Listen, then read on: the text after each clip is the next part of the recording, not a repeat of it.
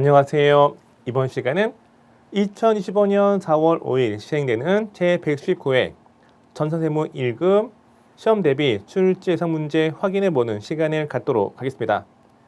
118회 어떻게 출제가 되었는지 출제 경향 분석을 통해서 다가오는 119회 어떤 문제가 출제가 될지 예상해보는 시간을 갖도록 하겠습니다. 먼저 합격률 보시면 118회 합격률이 12.86%, 생각보다 합격률이 좋지 않게 나왔어요. 다가오는 119회는 118회보다 좀 더 쉽게 출제가 될 것으로 예상이 되었습니다. 보면 117회 또는 113회 정도 난이도로 출제가 될 것으로 예상이 됩니다. 제118회 이론시험 문제 출제 경향 분석을 보도록 하겠습니다. 채무회계 2점 배점의 5문제 출제가 되어서 총 배점 10점이죠. 말 문제가 3문제, 계산 문제가 2문제에 출제가 되었습니다. 말 문제에 유가증권과 관련된 쉬운 문제죠. 문제 2번 재고 차단으로 표시될 장부가액 찾는 문제 난이도 중. 문제 3번 전율법이 아닌 정액법으로 감가상각시 재무제표에 미치는 영향, 과거 출제가 됐던 문제죠. 우리 교재에 유사한 문제가 있어요. 난이도 중. 문제 4번 충당부채 측정인데 아주 지엽적인 문구가 하나 출제가 되어서 난이도 상이죠. 문제 5번 소프트웨어 수익 인식하는 거. 재화의 공급은 인도 시점의 전액 수익 인식하고 용역의 공급은 진행 시즌에 따라서 인식하는 거. 이것도 과거 기출문제와 유사하게 출제가 되었습니다. 난이도 중. 원가 회계는 나올 만한 문제가 정형화되어서 출제가 되기 때문에 다 맞추는 방향으로 준비하시면 됩니다. 하 난이도가 3문제, 중 난이도가 2문제 출제가 되었고 계산 문제 2문제, 말 문제가 3문제 출제가 되었네요. 문제 6번 선입, 선출법에 의한 종합원가 계산, 기초제공품 완성도 구하는 문제, 과거 기출문제였죠. 난이도 중. 7번, 8번, 9번도 과거 기출문제 거의 유사하게 출제가 되었습니다. 난이도 하. 문제 10번 단기 총 제적 원가, 원가의 흐름 관련된 계산 문제 난이도 중으로 출제가 되었네요.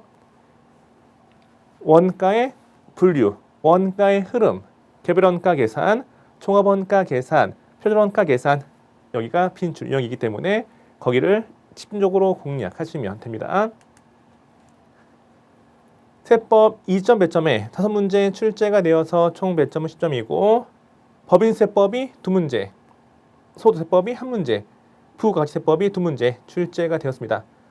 보통 부가세법이 2문제에 거의 나오고요. 소득세법은 1문제 또는 2문제, 법인세법은 1문제 또는 2문제 출제가 됩니다. 다가오는 119회는 부가세법 2문제, 소득세법 2문제, 법인세법 1문제 출제가 예상이 됩니다. 중 난이도 3개, 하 난이도 2개 출제가 되었죠. 문제 11번 의제 매입세 공제율 찾는 문제 암기하지 않아도 실무 프로그램 조회를 통해서 답을 확인할 수가 있죠. 가안이 거세자 최근에 자주 출제가 되고 있습니다. 과세기간, 소득세법에 따른 과세기간 난이도 중 최저한세 관련된 문제인데 과거 기출문제였어요. 거의 유사하게 나왔고 법인세법 이론시험에서 가장 중요한 게 뭐다? 그렇죠. 세무, 추정 및 소득 처분이죠. 좀 쉽게 출제가 되었습니다. 종합적으로 이론시험 문제 출제 경향 분석을 하도록 하겠습니다. 말 문제가 11문제, 73포인트, 계산 문제가 4문제 출제가 되었죠. 보통 원가 회계에서 계산 문제가 주로 나옵니다. 재무 회계는 말 문제가 더 높게 출제가 되는데 이번 회차만 2문제가 나왔어요. 세법은 최근에 거의 대부분 말 문제만 출제가 되고 있습니다. 상 난이도 보통 1문제 또는 2문제 출제되고 중 난이도는 8문제 나왔죠. 보통 7문제, 8문제. 하 난이도도 보통 6문제, 7문제 출제가 되고 있습니다. 다가오는 시험은 다시 한번 말씀드리지만 법인세법 1문제, 부가세법 2문제, 소득세법 2문제 출제 예상이 되고요. 원가 회계는 과거 기출문제에서 숫자만 바꾸어서 출제가 되기 때문에 여기는 다 맞춰야 돼요. 빈출 유형 중심으로 대비하시면 됩니다. 재무회계와 세법은 가끔 지엽적인 문구가 출제가 되고 있는데 그 문구를 뺀 나머지 항목을 통해서 답을 찾는 게 가끔 나옵니다. 변별력을 위해서 그렇게 출제가 되고 있죠.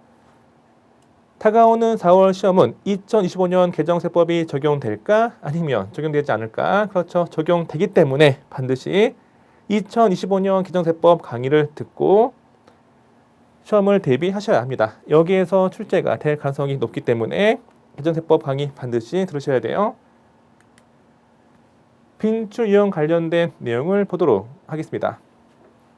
재무회계는 재무제표의 종류 및 작성 원칙, 재고자산, 유가증권, 여기는 특히 매도 가증권 관련된 문제, 유형자산, 취득원가, 감가상각, 취득 후 지출, 처분, 사채 발행 관련된 내용, 자본의 구분, 자본의 회계 처리와 관련된 문제, 회계 변경도 빈출 유형이 됩니다. 원가 회계 빈출 유형, 원가의 분류 거의 매회 나오죠. 원가 흐름도 매회 출제가 되고 있어요. 보조분비, 배분 방법, 개별원가 계산, 종합원가 계산, 표준원가 계산이 자주 출제가 되고 있습니다. 자주 출제가 되는데 이번 회차 나왔다. 그러면 다음 회차 또 나올 수도 있죠. 근데 빈출형인데 118에서 안 나왔다. 그러면 119에 나올 가능성이 높다는 거예요. 부가세법 빈출형은 세금 계산서 매입세 공제와 불공제, 여기는 의제 매입세 공제 포함이 되고요. 실무에서 이 두 가지가 정말 중요해요. 소득세법도 실무에서 사업소득, 근로소득이 가장 중요하고요. 법인세법도 이게 가장 중요해요.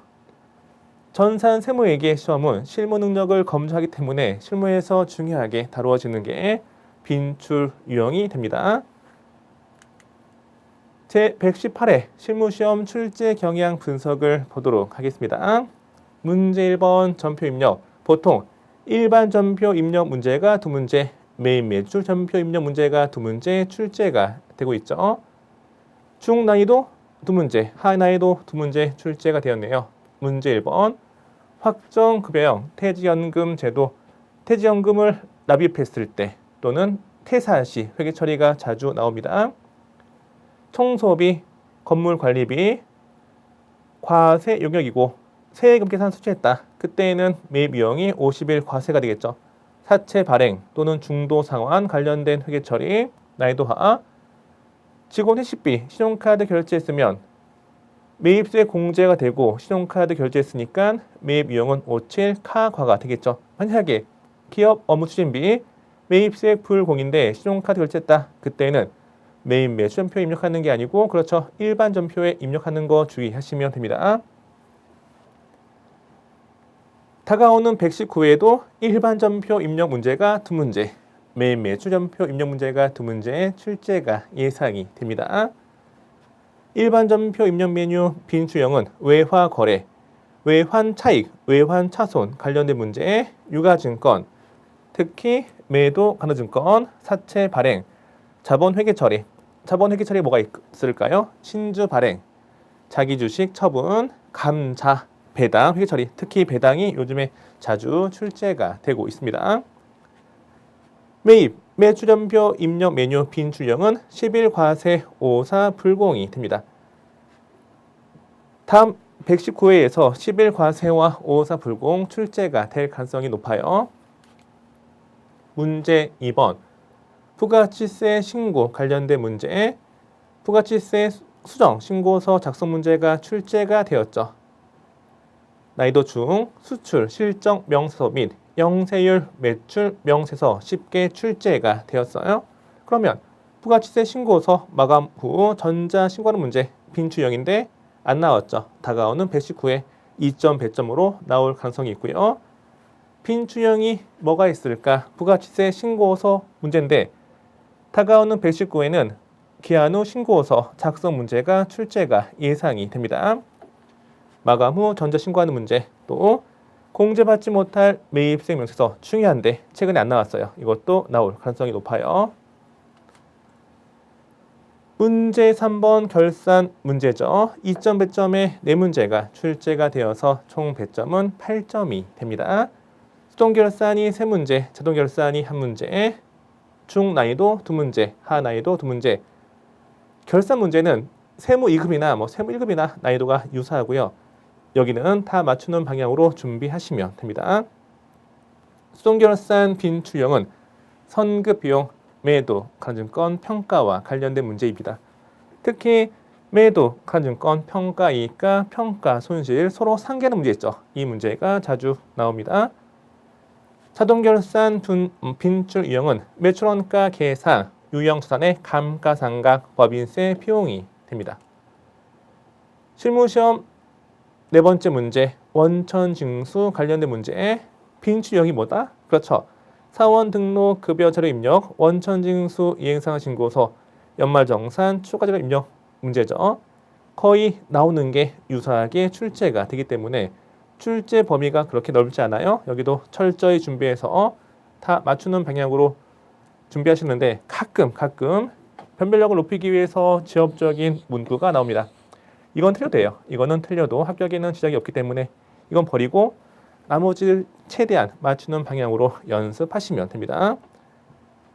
보시면 연말정산, 추가자료 입력 문제, 그리고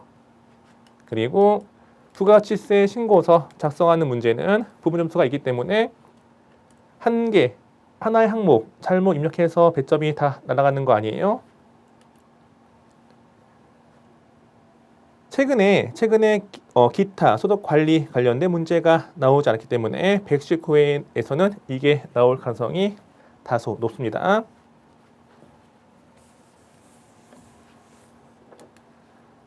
문제 5번 법인세 실무서식 작성 문제 6점 배점의 5문제 출제가 되어서 총 배점은 30점이 되겠죠. 보통 중난이도로 출제가 되고 있고요. 취업적인 문구가 한두 개 이렇게 추가해서 나옵니다. 과거 기출문제 빈출 유형에서 매우 유사하게 출제가 되기 때문에 기출문제로 대비하시면 되겠죠. 지엽적으로 나오는 건 틀려봐라 하고 낸 문제이기 때문에 이걸 틀려도 합격에는 지장이 없어요. 이걸 뺀 나머지 맞추는 방향으로 최대한 연습을 하시면 됩니다. 법인세 실무서식 작성 문제는 부분 점수가 있을까 없을까? 그렇죠. 부분 점수가 있기 때문에 시험을 마치고 시험 당일 에듀윌 홈페이지에서 부분 점수를 알려주는 서비스가 있어요. 저한테 물어보시면 제가 최대한 과거 경험에 비춰봐서 어떻게 부분 점수가 반영이 되는지 말씀을 드리도록 하겠습니다. 빈출 유형을 보시면 수익금액 조정명세서 조정 후 수익금액 조정명세서 이게 나올 가능성이 높아요. 119회에서는 대손 충당금 및 대손금 조정명세서 그리고 기업 업무 추진비는 이번 회차에 나왔기 때문에 119회에서 또 나올 가능성은 다소 떨어집니다. 업무용 승용차 관련 비용 명세서 빈주형이죠. 이번에 나올 가능성이 있고 법인세 과세 표준 및 세액 조정 계산서도 119회 나올 가능성이 있어요. 자본금과 적립금 조정 명세서는 이번 회차에 나왔죠. 출제 경향 분석을 통해서 다가오는 119회 어떤 문제가 출제가 될지 출제 예상 문제는 PC 화면 통해서 확인해 보는 시간을 갖도록 하겠습니다.